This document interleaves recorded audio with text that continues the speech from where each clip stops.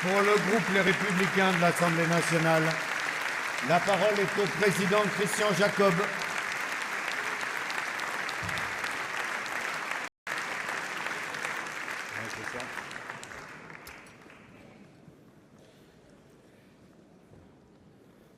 La France, meurtrie et endeuillée, pleure par dizaines des hommes et des femmes qui, vendredi soir, ont croisé le chemin de fanatiques qui les ont massacrés.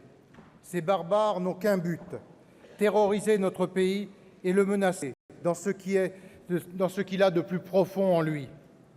La France n'est pas un pays comme les autres. Elle a offert au monde des valeurs universelles qui sont le creuset d'un pacte républicain qui nous unit. Aujourd'hui, tous les patriotes rassemblés doivent se lever pour défendre ces valeurs, la liberté de penser, la liberté de conscience, l'égalité, le respect absolu de la personne humaine. Ceux qui ont commis l'irréparable doivent savoir que nous ne plierons pas, nous ne transigerons jamais avec la défense de notre identité profonde. Ces valeurs, ce sont les valeurs de la France, ce sont les valeurs de l'Occident, ce sont les valeurs d'une civilisation dont plus que jamais nous pensons qu'elle a vocation à l'universalité. Depuis des mois et des mois, nos soldats, nos pilotes sont les sentinelles de ce combat. Au Mali, en Irak, en Syrie maintenant, ils agissent pour nous protéger. Notre reconnaissance pour leur engagement et leur sens du sacrifice est infinie. Demain, plus encore, nous allons avoir besoin d'eux. Nous allons avoir besoin de nos gendarmes, de nos policiers, de nos pompiers, de toutes les forces de sécurité publique et de secours pour nous protéger, sans oublier les services de santé qui, une fois de plus, ont été remarquables. Mais c'est aussi en nous-mêmes que nous devons puiser le courage de nous opposer. C'est un combat de tous les citoyens qui refusent de poser un genou à terre devant l'islamisme radical. Aujourd'hui, il faut le dire, si l'ennemi est à l'extérieur, il est aussi à l'intérieur, sur le territoire national. Des fils de France, nés ici pour certains, n'hésitent plus à devenir des bombes humaines pour semer la terreur, pour tuer froidement et gratuitement au nom d'une idéologie qui n'aura jamais sa place en France. Ayons le courage et la tristesse de dire aussi que, d'une certaine manière, ces événements, à la suite d'autres depuis un an, signent l'échec de l'intégration républicaine. Il s'agit d'une rupture qui va peser lourd au cours des prochaines années. Nous devons collectivement en tirer les conséquences, en étant demain plus encore inflexibles sur l'affirmation de notre identité, de notre mode de vie, de la laïcité. Ils sont nos biens communs les plus précieux. En France, on doit vivre comme des Français. Ceux qui le refusent n'ont pas leur place dans notre pays.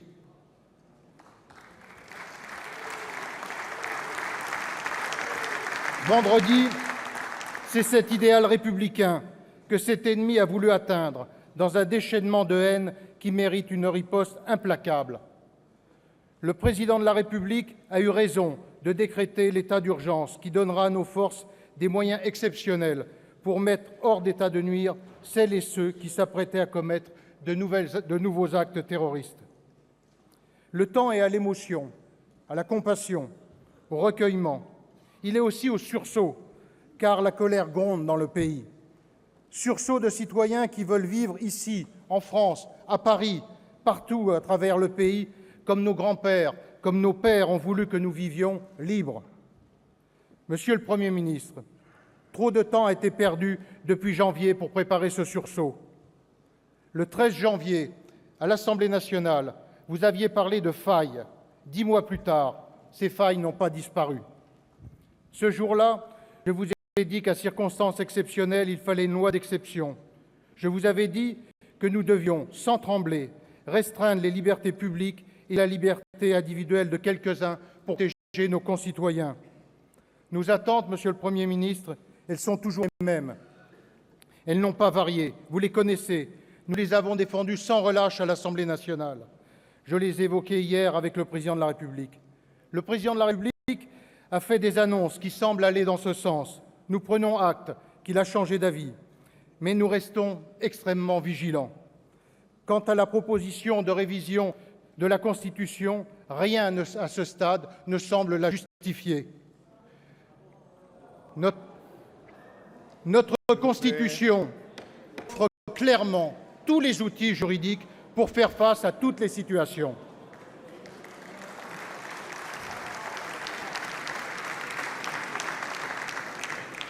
J'en reviens maintenant à nos propositions. Nous vous demandons de condamner durement la consultation habituelle des sites faisant l'apologie du terrorisme.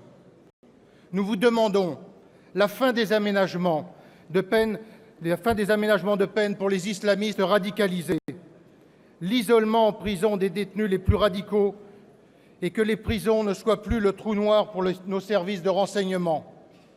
Nous vous demandons d'autoriser nos services à arrêter des terroristes en puissance dès lors qu'ils sont soupçonnés de préparer le pire.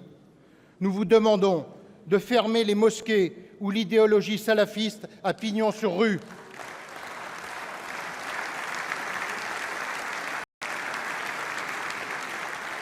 Nous vous demandons de neutraliser les milliers de Français partis faire le djihad. Les neutraliser, ça veut dire leur interdire le retour. Cela veut dire aussi que si par malheur, pour le pays, ils reviennent, il faut les placer en centres spéciaux de détention ou en prison. Il faut les enfermer, car enfermer un fou dangereux, c'est le moins que l'on doit à la sécurité des Français.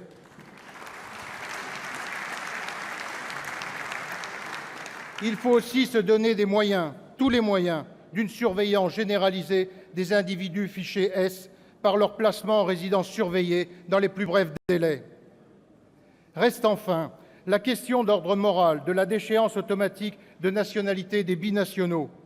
On ne peut plus accepter qu'un Français porte les armes contre son pays, contre nos soldats, contre nos policiers, contre nos gendarmes. À 3 reprises, vous vous êtes opposé à nos propositions de loi. Vous devez bouger sur ce sujet. Monsieur le Premier ministre, si vous pensez que l'unité nationale est un moyen à elle seule de lutter contre le terrorisme, vous vous trompez. Elle n'est pas un moyen, elle est un préalable, une condition. Et pour remplir cette condition, nous devons nous retrouver sur l'essentiel.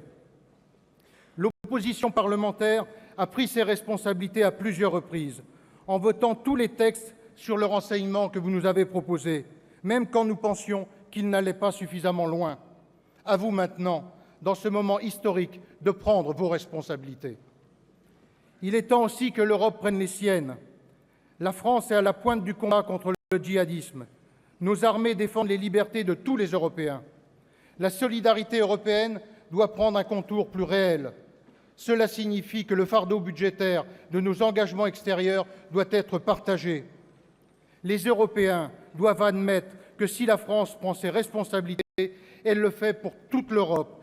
Elle le fait pour un combat qui la dépasse, pour un combat qui la transcende. L'Europe doit également comprendre, et c'est le devoir du Président de la République et de votre gouvernement de porter ce débat, qu'une révision totale des accords de Schengen est devenue la priorité des priorités.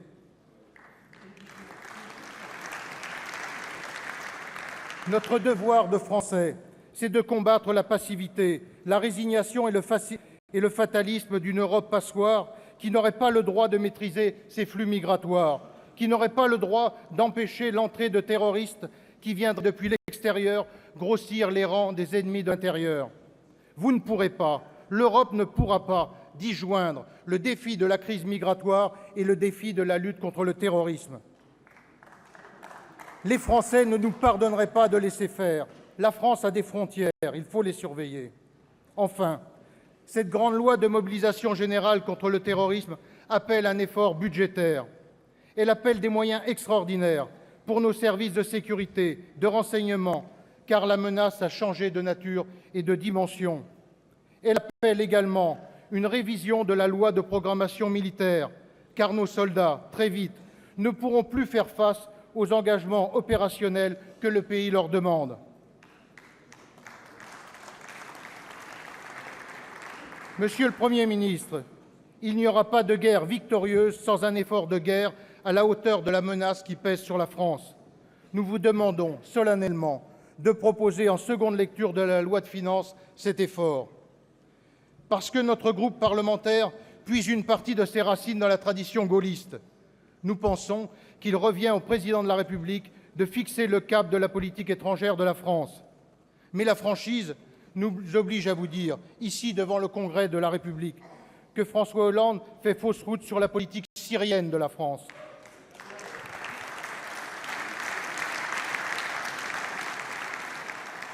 Il veut être impitoyable avec notre ennemi, l'État islamique. Il a raison.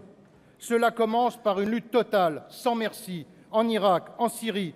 Et la France, si c'est vraiment son but de guerre, doit accepter de reconsidérer ses alliances, parler avec la Russie, avec tous les grands pays de la région.